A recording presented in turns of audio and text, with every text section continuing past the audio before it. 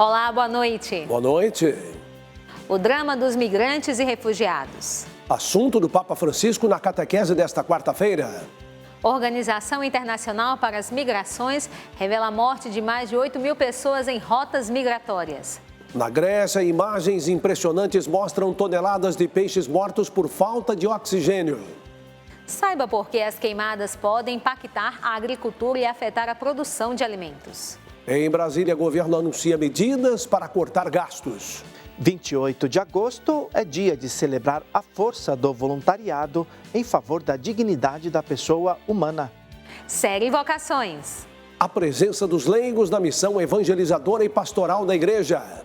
E o sonho de um jovem que deseja ser paralímpico. 28 de agosto de 2024. O Canção Nova Notícias começou.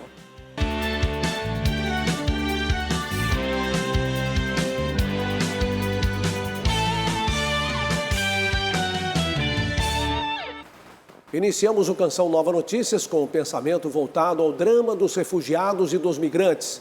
Mais de 8.000 pessoas morreram em rotas migratórias no mundo no ano passado, considerado o ano mais mortal, segundo dados do projeto Migrantes Desaparecidos da Organização Internacional para as Migrações. O balanço representa um trágico aumento de 20% em relação a 2022. Nesta quarta-feira, o Papa expressou sua preocupação e alertou para a grave situação de quem é obrigado a deixar o país natal em busca de uma vida digna em outras nações. Stanno attraversando mari e deserti. Com o tema Mar e Deserto, o Papa Francisco refletiu sobre o drama daqueles que atravessam lugares perigosos para chegar a uma terra onde possam viver em paz e em segurança. Rotas marcadas por passagens que, para muitos, são mortais. Alcune di queste rotte le conosciamo meglio. Conhecemos melhor algumas destas rotas porque muitas vezes estão no centro das atenções, mas a maioria delas são pouco conhecidas, mas não por isso menos percorridas. O mar Mediterrâneo se tornou um cemitério. Muitos dos que morreram ali poderiam ter sido salvos. Há quem trabalhe com todos os meios para que os migrantes recuem. Isto é um pecado grave, exortou Francisco. O Santo Padre reforçou que não é por meio de leis mais restritivas, militarização das fronteiras e recuos que se tem resultados, mas pela expansão das rotas de acesso seguras e regulares. Antes de concluir, o Papa elogiou o empenho dos bons samaritanos, que fazem de tudo para ajudar e salvar pessoas feridas e abandonadas nos 5 continentes. Reforçou que quem não pode estar lá deve contribuir de outras formas, por exemplo, em oração. A imitazione di Sant'Agostino, di cui oggi celebriamo la memoria liturgica. Rezemos a Santo Agostinho, que hoje celebramos, para que os mares e desertos se tornem espaços onde Deus possa abrir caminhos de liberdade e fraternidade. Além do drama da migração, Francisco pediu o fim de outro, a guerra. Tanti paesi in guerra. Pensemos nos países em guerra, na Palestina, em Israel, na martirizada Ucrânia. Pensemos em Mianmar e no Kivu do Norte. Eu achei mais importante isso. Ele mencionou que a paz entre as nações é o que pelo qual ele muito aspira. Você vê que ele reza muito por isso, que ele sempre menciona a Palestina, Israel, a Ucrânia, sem tomar lados políticos, simplesmente rezando pela paz. Espírito Santo. Amém. Os cofundadores da Canção Nova, Luzia Santiago e Wellington Jardim, junto ao fundador da Obra de Maria Gilberto Barbosa, seguem em missão na África. Hoje foi dado mais um passo para levar a palavra de Deus às comunidades locais. A Semana Missionária ficou ainda mais especial a partir da primeira experiência do projeto Anuncia-me, no continente africano. O arcebispo de Maputo, Dom João Carlos Nunes, gravou em caráter experimental com a equipe evangelizadora presente em Moçambique. O projeto envolve bispos auxiliares e toda a realidade local, que será englobada no processo missionário. Dom Osório é o vigário-geral, que responde pela área administrativa da arquidiocese. Eu respondo pela área pastoral e sou o provigário-geral. E todo o trabalho é em conjunto, né? Porque entendemos também que a missão é comunhão. Então é uma experiência muito enriquecedora e muito bonita. O Anuncia-me é o projeto de evangelização focado nos jovens do continente africano, lançado na última edição do PHN. Pela internet, Canção Nova e Obra de Maria permitem combinação inspiradora junto da igreja local para colocar em prática o ardor da missão Canção Nova. É um espaço em que podemos também, a partir do qual, partilhar experiências de vida que nos levam naturalmente também àquele que é o autor da vida. Uma cerimônia realizada nesta quarta-feira no Clube do Exército em Brasília recordou os 25 anos de criação do Ministério da Defesa. Na oportunidade, foi concedida a Ordem do Mérito da Defesa, com decoração a instituições e pessoas que prestaram serviços relevantes à nação. Na solenidade, também foi assinado um decreto pelo governo federal que permite o alistamento militar voluntário de mulheres a partir dos 18 anos, com o objetivo de ampliar a diversidade nas Forças Armadas. Na cerimônia, das 40 posições de honra, apenas 10 eram mulheres. O evento contou com a presença de autoridades militares e civis e teve como destaque a condecoração do apresentador da TV Canção Nova, Ronaldo da Silva. Membro da comunidade Canção Nova há 27 anos, é locutor do programa Tarde Especial na Rádio Canção Nova e apresentador do programa Além da Notícia na TV, ambos produzidos na capital federal. Nacionalmente conhecido por sua excelência na comunicação, ele foi homenageado pelos serviços prestados ao Ministério da Defesa, às Forças Armadas do Brasil e à nação brasileira. Então eu agradeço muito pelo reconhecimento, mas quero compartilhá-lo de modo muito particular com todos aqueles que trabalham para a transformação da nossa sociedade, para que a gente construa um mundo novo, um mundo melhor. E compartilho-a de modo muito particular com a minha comunidade Canção Nova e a ofereço em memória ao meu querido pai, Padre Jonas Abib. Essa encomenda vai para o Ronaldo, como pessoa, para a nossa Canção Nova, uma instituição tão boa que só traz a paz para o Brasil inteiro. A Canção Nova existe para anunciar o Evangelho, levar a esperança cristã, promover a vida e a família. Esta mensagem desafiadora das Sagradas Escrituras pode alcançar muitos lares e famílias pelos meios de comunicação. Por isso, a sua ajuda é tão importante para manter esta obra de evangelização. Estamos com 84% na campanha de agosto, que tem somente mais 2 dias úteis para terminar. A Canção Nova conta com você para chegar aos 100%. Seja evangelizador conosco e faça a sua doação pelo Pix com a chave pix.doação@cançãonova.com. Obrigada por seu comprometimento. Neste mês, muitas preces e reflexões são direcionadas aos leigos que se doam na missão evangelizadora e pastoral na vida da igreja. Veja na reportagem. Entre famílias e demais afazeres, lá estão eles, os fiéis leigos da Santa Igreja. Por um determinado período, houve uma ideia, uma compreensão que não era correta sobre o leigo. De que o leigo seria o não padre, ou aquele que não estaria no clero. Mas não é assim que a igreja compreende. Para a igreja, o leigo é o fiel batizado e o todo batizado ele tem um chamado. É o chamado a ser discípulo missionário de Jesus Cristo, com a força do Espírito Santo, cada fiel batizado ele é templo do Espírito Santo. Homens e mulheres que participam do processo de salvação e redenção humana à luz do Evangelho. Pela catequese, isso é possível. Então o catequista é um leigo que se prepara muito bem na formação bíblica, no contato com as Sagradas Escrituras, através do conhecimento da doutrina da igreja e também na vida de oração. A Dilce Rafaela é catequista na paróquia do Padre Rafael, em Cachoeira Paulista, interior de São Paulo. Há 2 anos, ela exerce este ministério com as crianças. Olha, a gente não deve ter medo do chamado que Deus tem para nós, Porque Deus vai nos capacitar, Se Ele está nos colocando essa missão, Seja sendo catequista ou atuando, em outras pastorais e afim, Deus vai nos capacitar para essa missão. Eu vou continuar indo na missa e vou me esforçar para sempre estar bem espiritualmente. A maioria das crianças da minha idade já fez a primeira comunhão. E eu também gostaria de fazer também e me aprofundar mais. Se você não tem Jesus, você não tem nada. Então, a recomendação minha é que você siga Jesus, que ele pode ser o seu amigo para você se abrir, quando você não tem ninguém para se abrir, para conversar. E também seguir firme, não mentindo, não pecando.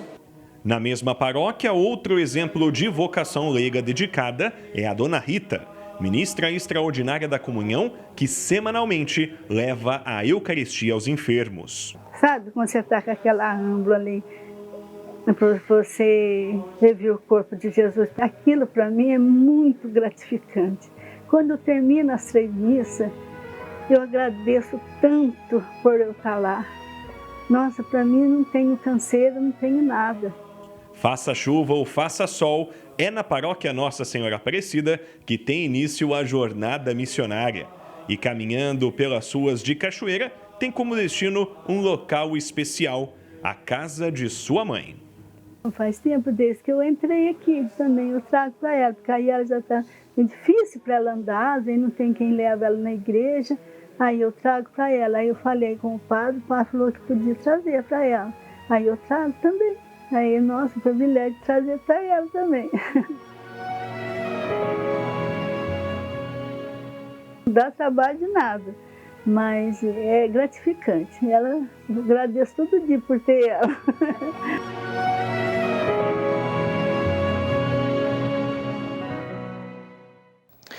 28 de agosto é Dia Nacional do Voluntariado. A data foi instituída por lei em 1985 com o objetivo de ressaltar a missão daqueles que doam seu tempo para causas sociais. Na reportagem a seguir, você vai conhecer a história de uma instituição que, com a força de voluntários, cuida de pessoas em situação de rua.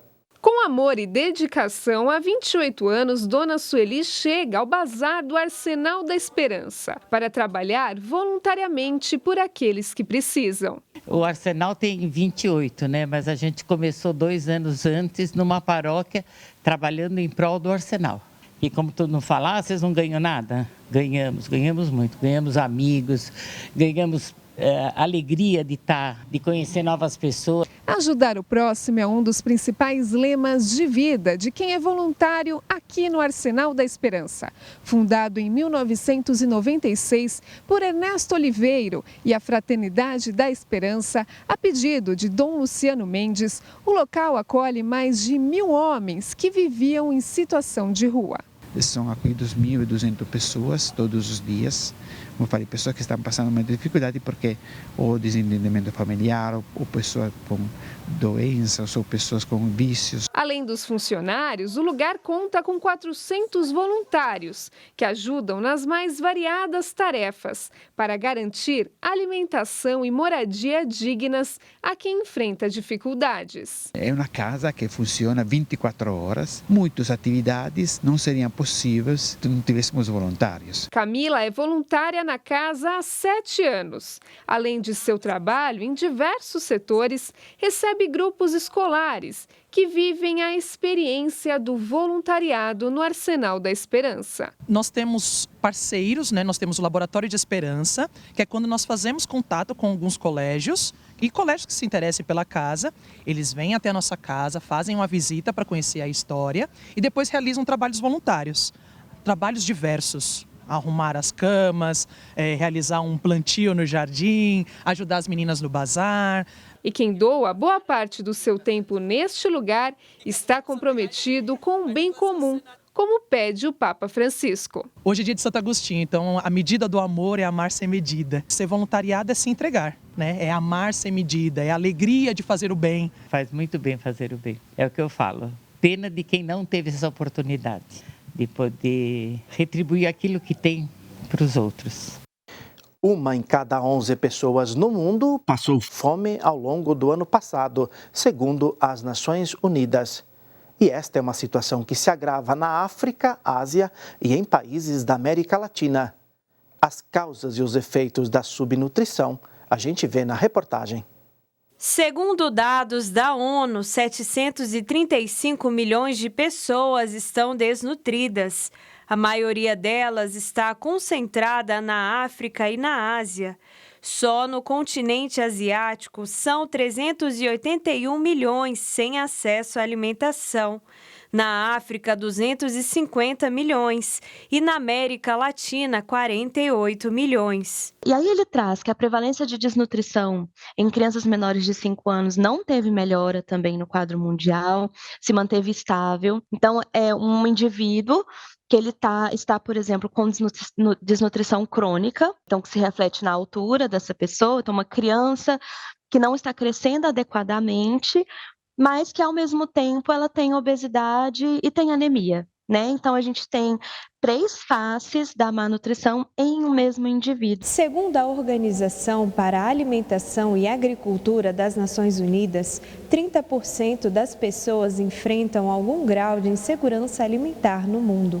A famosa composição chamada multimistura, criada pela médica sanitarista Zilda Arnes, contribuiu por muitos anos para salvar milhares de crianças e adultos em estado de desnutrição. Mas hoje, segundo a Pastoral da Criança da Arquidiocese de São Paulo, a alimentação precisou mudar um pouco, devido ao aumento no número de casos de obesidade. Daí a gente faz alimentação com talos, a gente faz sopa, daí a gente faz bolos, tudo com saudável, sem presença de farinha, sem presença de condimentos, de nada. Letícia frequentava a pastoral quando criança e hoje leva seus filhos. Ela recebe todo o suporte necessário. Já tinha um pouco de noção que era a pastoral da criança. Além disso, eles ensinam a gente como tratar os alimentos, reaproveitar, então é muito bom. Amanhã a gente volta com novas informações aqui de São Paulo. O governo apresentou hoje, durante coletiva de imprensa, explicações sobre como vai atuar para cortar gastos do orçamento do ano que vem. Representantes dos Ministérios do Planejamento e Orçamento, da Fazenda e Previdência Social, juntamente com o presidente do INSS, mostraram uma prévia dos dados que serão apresentados na proposta de Lei Orçamentária Anual, a PLOA, prevista para essa semana. Sérgio Firpo, do MPO, lembrou que quase 3 milhões de famílias deixaram de receber Bolsa Família ao longo de 2023. Essas famílias elas estavam indevidamente recebendo, né, e gerando uma tremenda fila. Se for pensar que em julho de 2023, a gente tinha 1.300.000 famílias na fila do BPC. Na hora que a gente consegue remover essas famílias que estavam indevidamente recebendo, a gente reduz a fila para em torno de 170.000 famílias. Também citou os benefícios por incapacidade que estavam pendentes de avaliação e foram cessados no INSS. Dário Duringa, da Fazenda, explicou que não haverá um corte específico, mas é preciso considerar que, se não readequassem os gastos, o valor a mais seria projetado no orçamento do próximo ano. Trata-se sim de um corte de gasto, de uma revisão de gasto. Nós não estamos acabando com nenhum tipo de programa como um todo, mas dentro dos programas existentes, a gente está fazendo o esforço que o Firpo passou aqui para que a gente revisasse cada um desses itens para que, de fato, a gente economize 25,9 bilhões ano que vem. Na Grécia, imagens impressionantes ganharam espaço no noticiário internacional. A cidade turística de Volos foi invadida por uma quantidade incalculável de peixes que apareceram mortos na praia central. A tragédia ambiental foi provocada durante a passagem da tempestade Daniel. Rios transbordaram e os peixes que habitavam os mananciais de água doce foram arrastados para o Golfo Pagazético e, no contato com a água marinha, tiveram morte instantânea. Esse membro da Iniciativa Ambiental de Magnésia expressou preocupação com a quantidade de peixes mortos que cobriram quilômetros de extensão da praia e do porto. A poluição generalizada pode potencialmente prejudicar mamíferos marinhos no Golfo, como golfinhos e tartarugas. Ainda não sabemos a extensão total dos danos. Cremos que tudo vai se desenvolver nos próximos dias. Estamos preocupados. Autoridades ambientais gregas já iniciaram o recolhimento das carcaças. Pelo menos 40 toneladas de peixes mortos já foram removidos. O mau cheiro alarmou moradores e pode gerar prejuízos para quem vive do turismo local. Esse dono de restaurante lembrou que o mesmo drama do ano passado se repetiu agora. Após as enchentes do ano passado, nossa cidade foi devastada. Nossa receita caiu 80%. Eles disseram que colocariam uma rede para impedir que os peixes entrassem no Golfo outra vez. Mas agora é tarde demais, não é mesmo? A Grécia tem registrado aumento de tempestades intensas e inundações nos últimos anos. Cientistas apontam as mudanças climáticas como responsáveis, mas antes de alterações climáticas tão graves, não haviam tantas agressões ambientais praticadas pelos homens, como se pôde ver nas últimas décadas. Triste, hein? Olha, as queimadas que afetam diversas regiões do Brasil podem causar impactos para além do meio ambiente. O fogo pode prejudicar o solo, causar danos à agricultura e, consequentemente, afetar a produção de alimentos. Nossa equipe em Brasília conversou com economistas sobre o tema. Além dos impactos na saúde e no meio ambiente, as queimadas que afetam boa parte da região central do país também podem ter reflexos na economia. E para falar sobre esse assunto, eu converso com o economista José Eustáquio. José Eustáquio, qual o impacto que a gente pode ter na economia do país com essas queimadas que estão acontecendo? Francisco, nós temos diversos impactos, como você bem mencionou, na questão da saúde, na vida das pessoas, mesmo nos centros urbanos, porque hoje o campo está integrado aos centros urbanos, então o que afeta o campo, com certeza também afetam as cidades. Tá? Agora, na parte econômica, as queimadas, elas prejudicam o solo, porque existe uma troca de nutrientes. Ao mesmo tempo que as queimadas também permitem com que seja modificado ali alguns nutrientes no solo, ela também retira. E o saldo é negativo, então não é desejável que a gente tenha queimadas. Para os brasileiros, isso pode ter reflexo no preço dos alimentos, da cesta básica? Eu acredito, viu, Francisco, que esse impacto na questão dos preços depende muito da sazonalidade das variáveis que a gente tem. Então, é claro, se um tipo de cultivo teve uma oferta muito grande naquele ano safra, é claro que isso não vai ter um reflexo muito grande. Então, o agricultor ele tem que ser treinado para prevenir que incêndios venham a criar desastres maiores.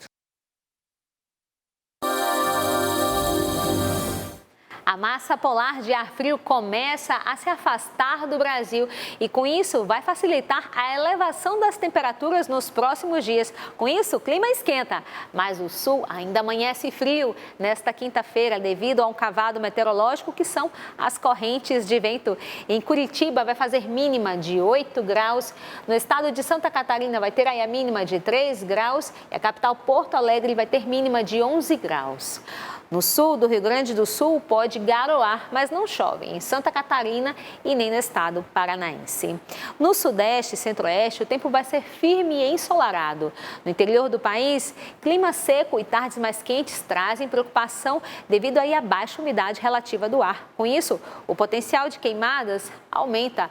A umidade do ar segue abaixo de 20% em algumas das áreas que estão em alerta, como se vê nessa região de cor vermelha no mapa. Em Cuiabá, a umidade vai estar em torno de apenas 20%, enquanto em Goiânia, 19%. No Nordeste, os ventos que sopram do mar vão provocar instabilidades na região. Pode chover na faixa leste, no interior da Bahia, como se vê nessa área de cor azul escura do mapa, e no litoral do Maranhão. À tarde, a secura no interior da região pode deixar a umidade em níveis críticos. Os termômetros marcam mínima de 20 graus em Salvador, 22 em Recife e máxima de 33 graus em Fortaleza e São Luís e 37 graus em Teresina. Por fim, na região norte, a quinta-feira vai ser ensolarada e com clima quente e seco em todo o interior da região. Mas no extremo norte, há previsão de pancadas de chuva, como se vê nessa área de cor azul escura do mapa.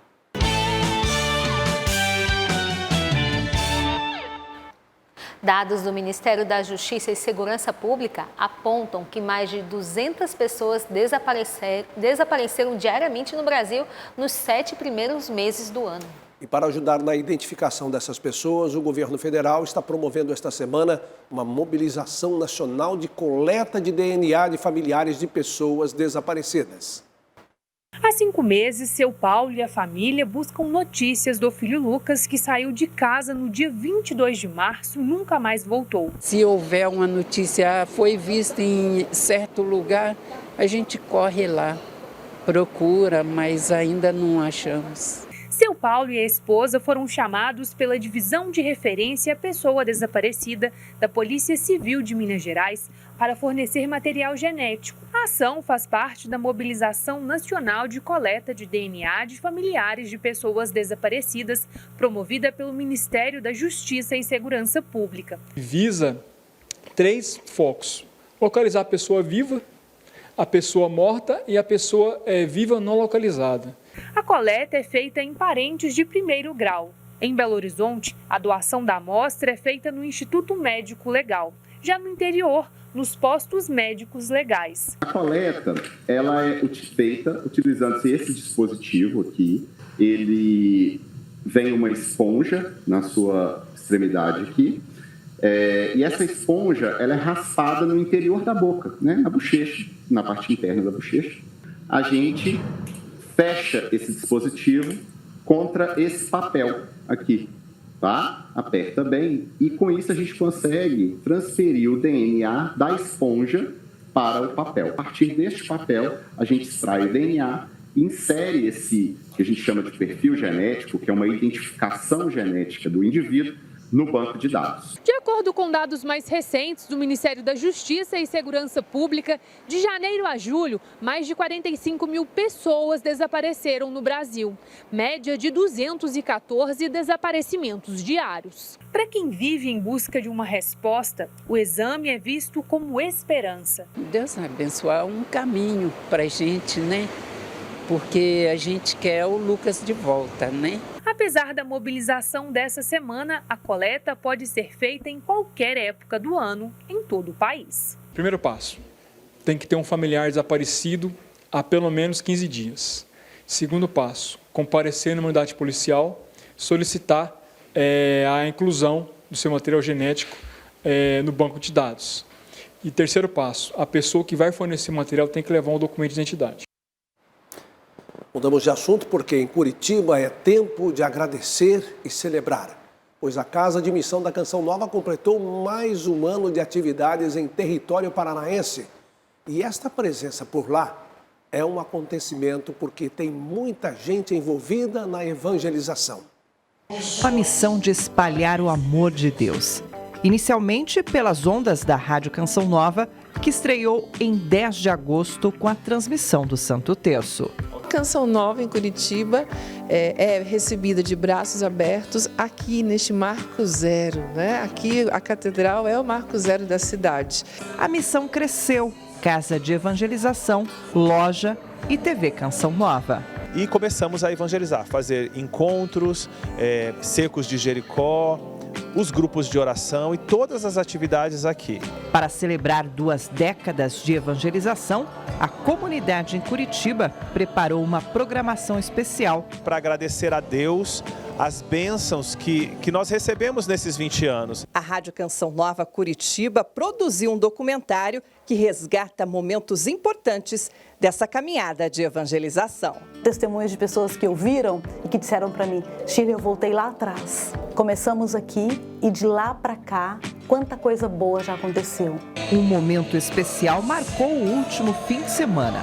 O encontro de oração reuniu missionários, voluntários, amigos e vocacionados, celebrando juntos essa linda missão. Ver isso acontecer aqui é exatamente tocar naquela que é a eficácia do carisma Canção Nova, naquele que é o seu objetivo, fazer com que essas pessoas experimentem Jesus, tenham um encontro pessoal com Jesus, na força do Espírito Santo, e a partir daí, vivam a experiência de estarem preparados para a vinda gloriosa de Jesus. Nesse tempo, milhares de pessoas foram alcançadas e transformadas. Cortei artéria 2 vezes, cortei tendão de 3 dedos, e o meu filho imediatamente ligou aqui para a Canção Canção Nova e todo mundo colocou-se em oração e agora 2 anos e meio, totalmente recuperado. A equipe é composta por 64 missionários e 20 colaboradores. Entre eles está o carioca José Roberto Antunes, Beto.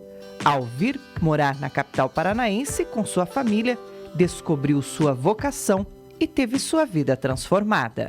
Hoje eu sou uma outra pessoa e eu posso louvar e agradecer a Deus porque isso também tem feito a diferença na vida de muita gente aqui em Curitiba.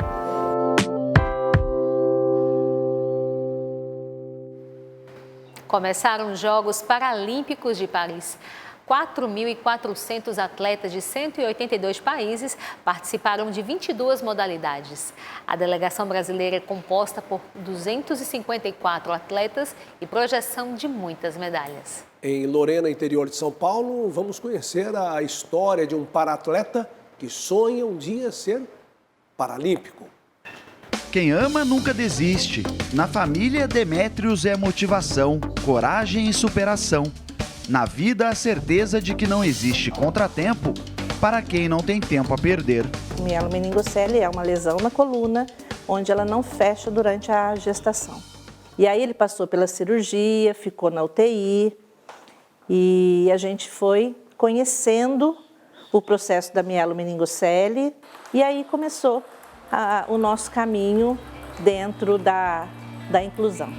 23 anos depois, o paratleta é tão intenso e rápido quanto o saque perfeito. Na adolescência, superou a depressão e a fobia social por meio do tênis de mesa. Na soma de cada ponto, se torna exemplo, carisma e companheirismo. Diante da sociedade que a gente vive, sempre vai ter esses obstáculos para quem é deficiente, quem é portador de algo diferente, vamos dizer assim, né? Então, o tênis de mesa foi isso, foi a mudança da minha vida para melhor como ser humano e como alguém que pode estar encaminhando umas novas gerações com uma visão diferente diante de um deficiente, diante do esporte. A gente tem por tendência a sentir essa necessidade de aceitação, de se sentir pertencente ao meio em que a gente vive. E querendo ou não, ali está todo mundo aprendendo igual, então ela consegue ter essa motivação, essa percepção, isso pensando em termos saudáveis, né? O Demétrios já é um campeão, mas como atleta de alto rendimento, tem o objetivo de chegar às Paralimpíadas. E para quem já superou muitos obstáculos e alcançou grandes feitos, não está longe de realizar esse sonho. É algo que me motiva muito e mostra o quanto eu sou capaz e quanto dá, né? Trabalhando dia após dia, estando aqui, treinando com meus técnicos, todo um caminho para chegar onde a gente quer, né? Porque o sonho não é só meu, também é deles, porque não tem como você fazer algo sozinho. Mostra também o quão o esporte é importante para abraçar, para unir, para formar equipe. E o Demétrios, a partir do momento que ele chega, as crianças vão falar com ele, as pessoas vão falar com ele, porque ele se torna um exemplo, acaba se tornando um espelho para a próxima geração, né, que está vindo. As inúmeras medalhas remetem não só ao sucesso em sua jornada, mas à perseverança de quem encara a vida com sorriso, na certeza de que os obstáculos são o alicerce da vitória.